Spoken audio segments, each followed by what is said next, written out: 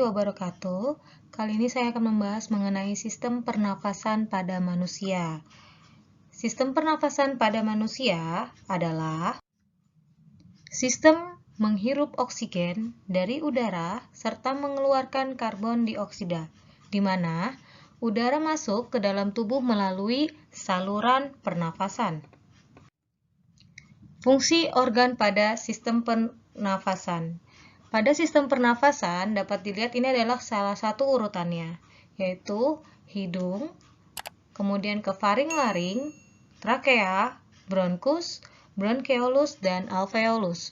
Untuk bronkeolus dan alveolus berada di satu tempat, yaitu di paru-paru. Jadi mereka ada di dalam paru-paru. Fungsi secara ringkasnya nanti akan saya jelaskan secara umumnya. Untuk hidung sendiri, di mana dia punya bulu-bulu halus menyaring debu dan kotoran yang berasal dari udara luar dengan menggunakan bulu hidung atau selaput lendir pada hidungnya. Faring adalah membawa udara dari hidung dan mulut ke laring. Dan laring itu berada di pangkal tenggorokan, di mana fungsinya adalah terdapat pita suara dan epiglotis atau katup pangkal tenggorokan. Trakea atau disebut juga dengan tenggorokan, di mana dia bersanding dengan esofagus atau kerongkongan untuk sistem pencernaan. Mereka dipisahkan oleh epiglotis.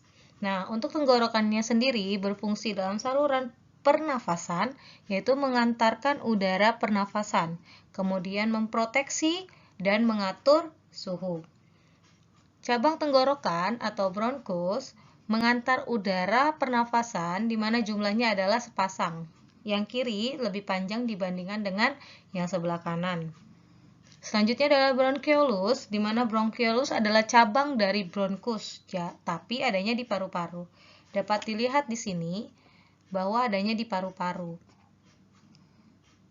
Kemudian yang selanjutnya adalah alveolus, di mana alveolus adalah tempat terjadinya pertukaran gas karbon dioksida dengan oksigen. Kita mulai yang pertama adalah rongga hidung, di mana rongga hidung menyaring debu dan kotoran yang berasal dari udara luar dengan menggunakan bulu hidung. Kemudian yang kedua adalah mengatur suhu udara yang akan masuk ke dalam sistem pernafasan. Fungsi lainnya adalah mengatur kelembapan udara yang akan masuk ke sistem pernafasan, mencegah benda asing masuk ke dalam sistem, kemudian mencegah partikel asing berbahaya masuk ke dalam sistem pernafasan dengan cara bersin. Tengkak atau faring, di mana tengkak atau faring ini dibagi menjadi 3 bagian, yaitu nasofaring, daerah faring yang membuka ke arah rongga hidung, orofaring membuka ke arah rongga mulut, dan laringofaring, yaitu membuka ke arah laring. Faring sendiri adalah persimpangan antara rongga hidung ke tenggorokan, yaitu saluran pernafasan, dan rongga mulut ke kerongkongan, yaitu saluran pencernaan. Di mana pada belakang faring terdapat laring, di mana laring ini yang disebut juga pangkal tenggorokan.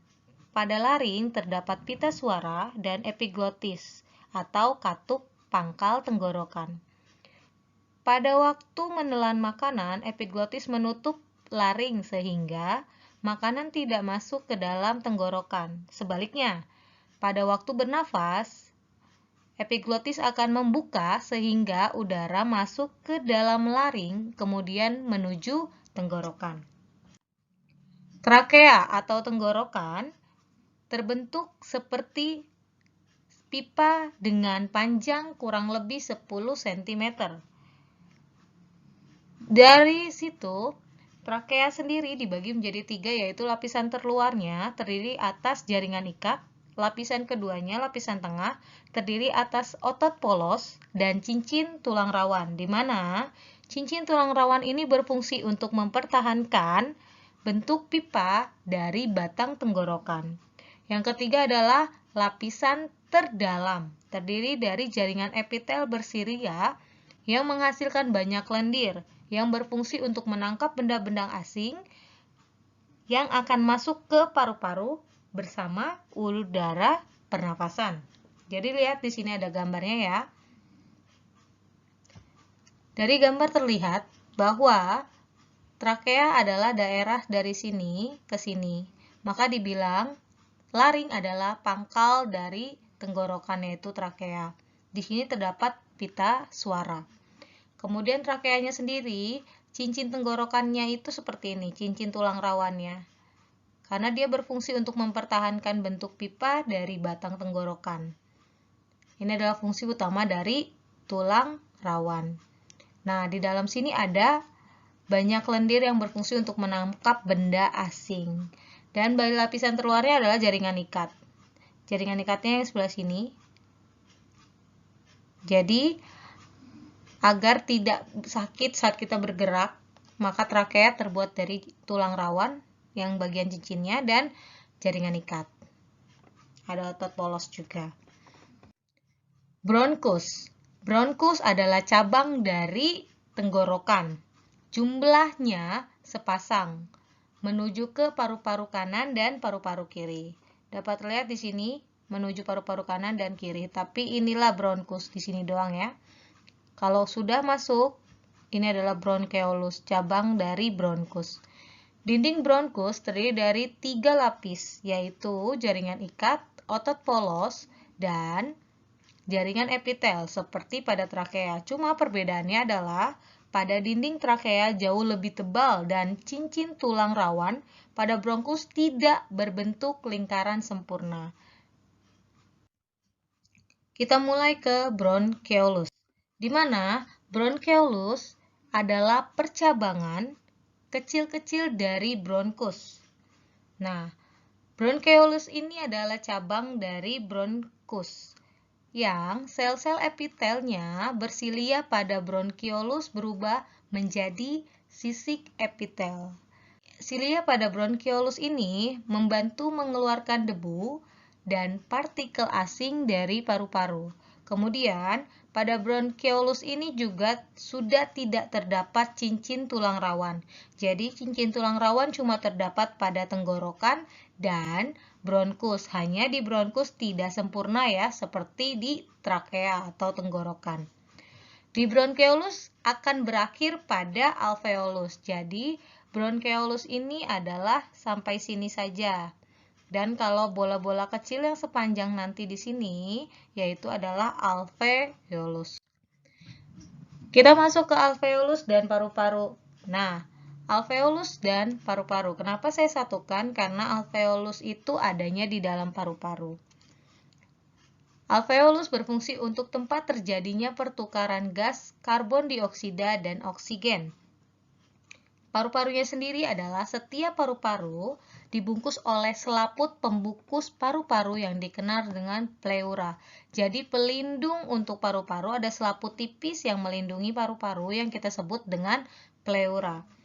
Paru-paru kanan ada 3 gelambir. Nah, ini bisa terlihat ada gambar gelambirnya. Yang paru-paru kanan ada 3 gelambir dan paru-paru kiri ada 2 gelambir. Sehingga paru-paru kanan ini dia ukurannya akan berbeda dengan paru-paru kiri. Mekanisme pernafasan. Mekanisme pernafasan dibagi dua. Ada pernafasan inspirasi pengambilan udara dan pernafasan ekspirasi pengeluaran udara. Di mana pernafasan berdasarkan cara melakukan atau organ yang berperan adalah pernafasan dada di mana dengan menggunakan otot antar tulang rusuk dan pernafasan perut dengan diafragma. Mekanisme pernafasan dada dan perut. Kontraksi antar tulang rusuk, kemudian udara masuk, volume dada membesar. Itu adalah udara masuk atau inspirasi ya. Kemudian yang kedua adalah ekspirasi, di mana otot tulang rusuk berelaksasi, volume rongga dada mengecil dan udara keluar. Ini adalah ekspirasi. Dan selanjutnya adalah pernafasan perut yang dilakukan oleh otot diafragma. Fragma kontraksi, diafragmanya mendatar, volume rongga dada membesar, udara masuk. Selanjutnya, kalau ekspirasi atau pengeluaran udara, otot diafragma berelaksasi, kemudian diafragma melengkung ke rongga dada, volume rongga dada mengecil, udara keluar. Volume udara pernafasan dapat dilihat di sini, kapasitas vital, udara residu tidak dimasukkan. Tapi begitu di kapasitas total paru-paru, baru udara residu dimasukkan. Terlihat ya di gambar. Nah, macam-macam volume udara pernafasan. Tadi kita sudah melihat ada volume tidal, yaitu udara yang dihirup dan dihembuskan dalam keadaan biasa. Jadi pernafasan saat biasa kita hanya menghirup dan menghembuskan 500 cc. Volume cadangan inspirasi atau komplementer. Udara sebanyak 1500 cc yang masih dapat dihirup lagi dengan cara inspirasi yang maksimum. Jadi, ini bukan pernafasan biasa, tapi kita mengambil udara secara besar dari lingkungan, itu inspirasi, cadangan inspirasi atau volume komplementer. Kebalikannya, kalau kita mengeluarkan udara secara banyak atau maksimum, ini kan mengerutkan otot-otot perut kuat-kuat, maka volume cadangan ekspirasi atau suplementernya 1500 cc.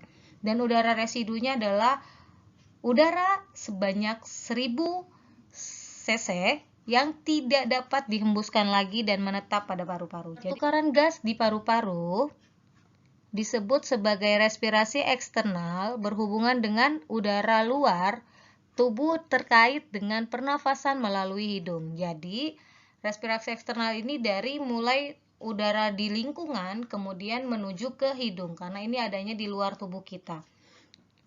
Pertukaran zat antara konsentrasi yang lebih tinggi ke konsentrasi yang lebih rendah. Itu dari difusi ya. Konsentrasi tinggi ke konsentrasi rendah. Dari alveolus ke dalam darah, saya ulang, terjadi difusi oksigen dari alveolus ke dalam darah dan difusi karbon dioksida dari darah ke alveolus. Yang ketiga adalah dalam pengikatan oksigen oleh darah terdapat reaksi di mana hemoglobin ditambah dengan oksigen menjadi oksihemoglobin, yaitu oksigen diikat oleh Hb darah. Dalam pelepasan karbon dioksida dalam darah, terjadi reaksi yang menghasilkan air dan karbon dioksida. Pertukaran gas di jaringan. Nah, pertukaran gas di jaringan, kalau eksternal kan itu dengan lingkungan. Kalau internal, respirasi internal itu di dalam tubuh. Jadi, kalau respirasi internal itu yang berhubungan dengan dalam tubuh, maka organ-organnya yang bekerja adalah setelah hidung, yaitu faring, laring, tenggorokan atau trakea, bronkus, bronchioles, dan terakhir adalah alveolus yang berada di paru-paru. Terdapat pelepasan oksigen dari darah ke jaringan dan pengikatan karbon dioksida dari jaringan oleh darah. Ini juga terjadinya adalah di alveolus karena di alveolus terdapat banyak banget kapiler darah. Dalam pelepasan oksigen dari darah terjadi reaksi oksihemoglobin menjadi hemoglobin dan oksigen. Dalam pengikatan karbon dioksida dari jaringan terdapat reaksi, dapat dilihat di sini justru kebalikannya, karbon dioksida dan hidrogen monoksida atau air akan menjadi hidrogen bebas dan hidrogen karbon trioksida. Yang terakhir, reaksi ini dipercepat oleh enzim karbonat anhidrase dalam eritrosit, yaitu sel darah merah. Kelainan sistem pernafasan. Nah, di sini ada beberapa kelainan atau penyakit pada sistem pernafasan. Penyakit pada sistem pernafasan. Yang pertama adalah chronic obstructive pulmonary disease. di mana ini dikenal sebagai obstruktif kronik, merupakan penyakit paru-paru kronik. Ditandai dengan keterbatasan aliran udara pada saluran nafas yang disebabkan rokok, asap polusi dari pembakaran, dan partikel gas berbahaya. Asap polusi dari pembakaran itu biasanya kalau di sekitar kita adalah dari kendaraan. Emfisema, rusaknya paru-paru yang ditandai dengan robeknya alveolus sehingga tempat pertukaran udara di alveolus pun terganggu. Yang ketiga adalah bronkitis, kanker paru-paru, radang yang terjadi pada paru-paru akibat infeksi, terjadi akibat kebiasaan merokok, ataupun sebagai perokok pasif, yaitu yang tidak merokok tapi lebih banyak menghirup rokok. Racun yang terkandung dalam rokok merangsang pertumbuhan sel paru-paru menjadi tidak normal dan tidak terkendali. Nah, ini sangat berbahaya bagi yang perokok pasif ataupun yang tidak merokok tapi berada pada lingkungan yang memiliki asap rokok yang sangat tinggi. Pneumonia, peradangan pada paru-paru yang disebabkan oleh infeksi bakteri Diplococcus pneumoniae. Rinitis, peradangan pada rongga hidung hingga menyebabkan bengkak dan banyak mengeluarkan lendir akibat alergi. Terima kasih. Kurang lebihnya saya mohon maaf jika ada kesalahan. Wassalamualaikum warahmatullahi wabarakatuh.